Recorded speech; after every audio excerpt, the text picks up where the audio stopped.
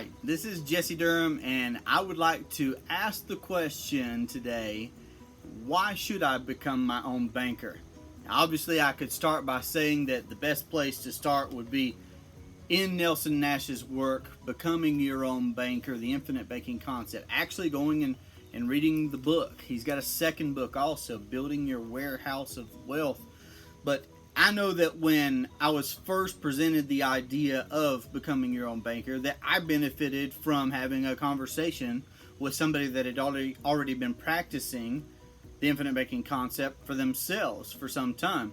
So in approaching this question, obviously I'll make some presentation of why I think there's value in becoming your own banker, you being in control of that banking function, having access to the capital, everything that's there. We'll unpack some things, but also I want to present some in reflecting on my own experience and in having conversations with other folks and helping them get started becoming their own banker for them and their family. Some questions that genuinely, authentically just come up that we think and we ask and we look and we dig for. And for me, I can understand that my biblical perspective that I have on things points me to many references, such as I would rather be the lender than the borrower. I would like to have oil and treasure in my house. I or my wife, because the Bible actually says that a virtuous woman is somebody who would consider a field and buy it. Consider and buy. That's a whole subject all by itself. But also that the laborer should be the first partaker of the fruits, and that we shouldn't spend everything up, and that we should provide an inheritance for our children's children. So there are all these different things that play into my perspective. That may not be your perspective, and that's just fine. You could tell me in conversation, well, Jesse, I'm on the Dave Ramsey plan. I have these 7 steps that I'm going to be following, and the question could be, well, can I be my own banker and follow these steps? Well, of course. Infinite banking is not an either or question. Infinite banking is a concept that we can apply as a system. And if your philosophy is, well, first I want to set aside this beginner emergency fund, and then the next thing I want to do is I want to snowball my debt, and then the next thing, awesome. You can be your own banker. You can perform the banking function. You can have the access to the capital.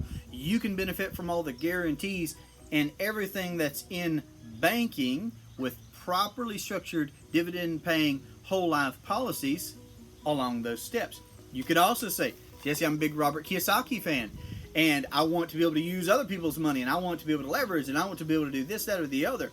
Whatever your philosophy is, wherever you find yourself on the spectrum, again, banking's not an either or subject. It's, can I be the banker in my approach to finances?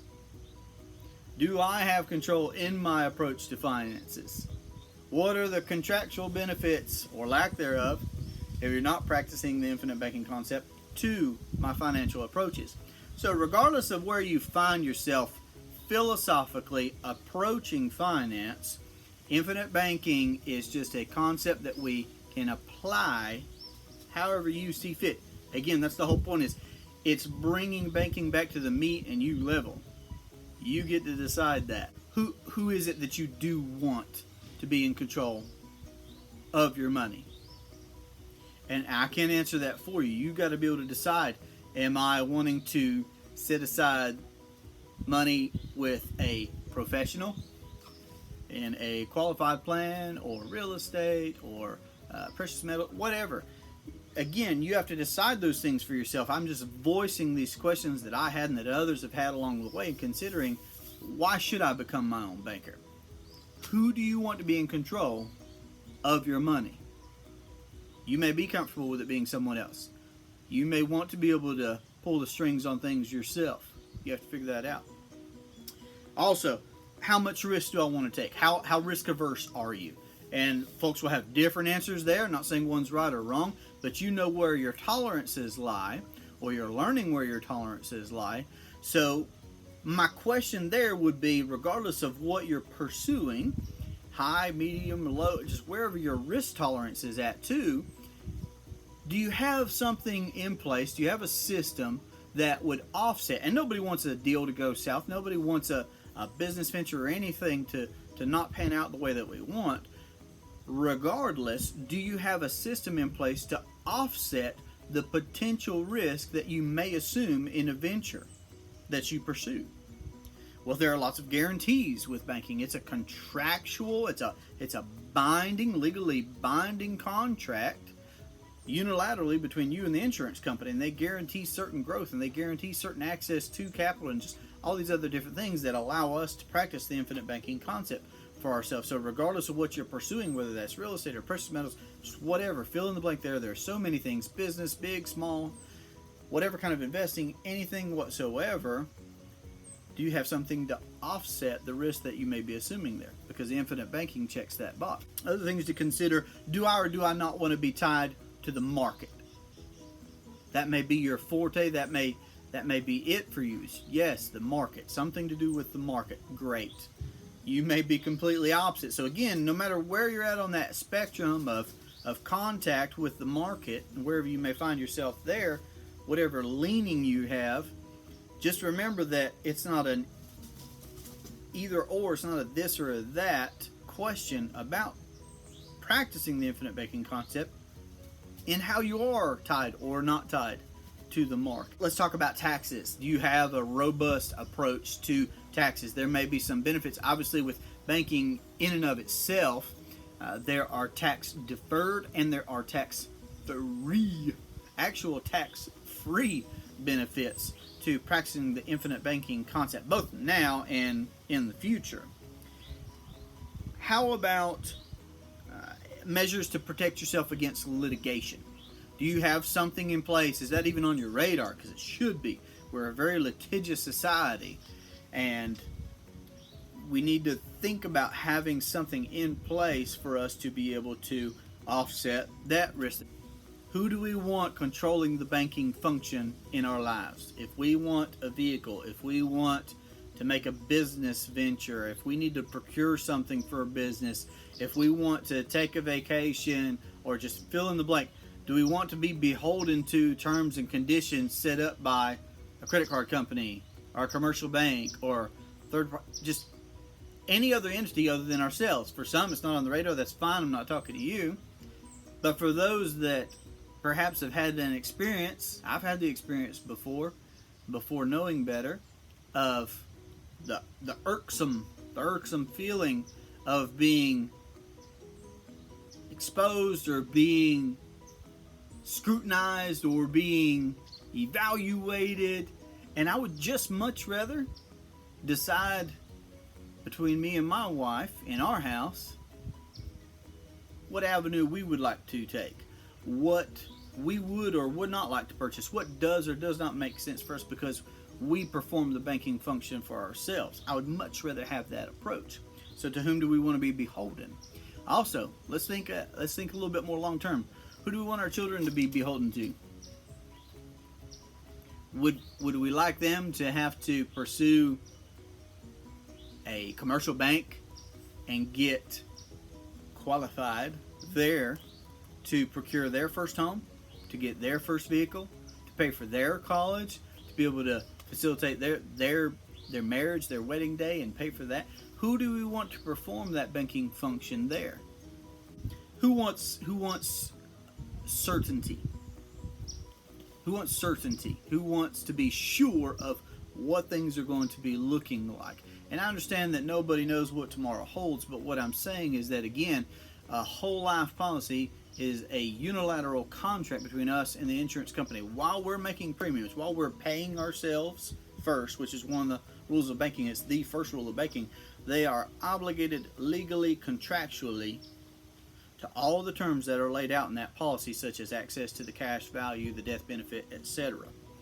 And then also for a business, who do we want controlling the banking function for our business? If we need equipment for our business, if we need more personnel for whatever the case may be, however we're scaling businesses and investments, who do we want performing that banking function? And I would say this in regards to business as well. Also a personal, an individual with access to capital and cash values in a policy, or without, because that's the question, why should I become my own banker? Do you have something in place that allows you to be able to make rapid decisions if you so choose? This is all according to your philosophy, but rapid decisions if you so choose to capitalize on opportunities that come up in your life. Because you've got this banking system and cash values built up where you've been accumulating capital. And then let me wrap up by asking this question.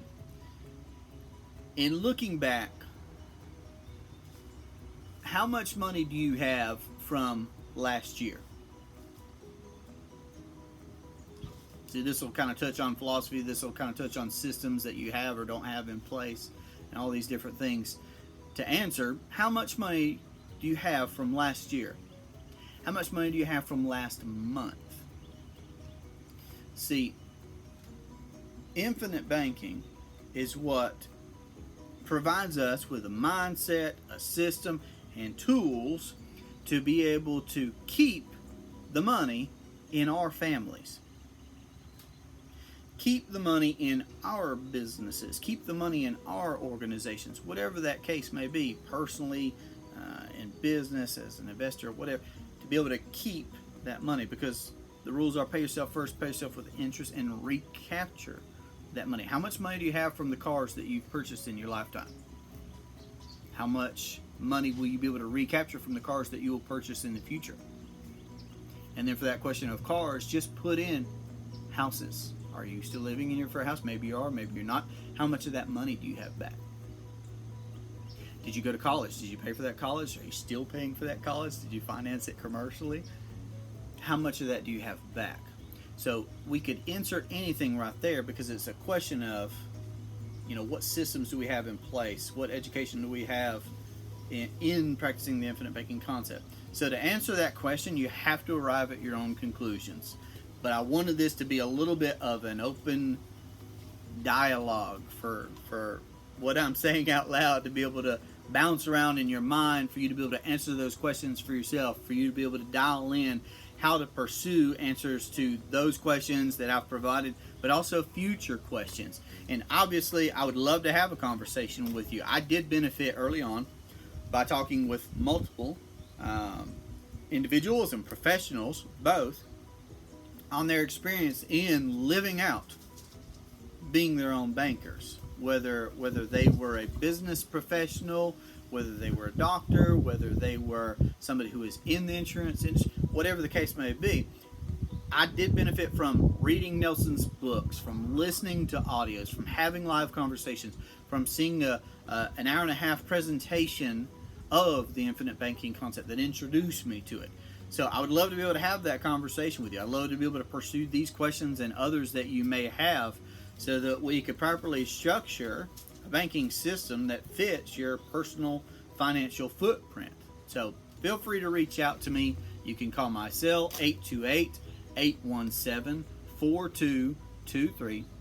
You can email me at durhamtalents@gmail.com. That's durhamtalents@gmail.com. And again, I just highly encourage you to read Nelson's book, Becoming Your Own Banker.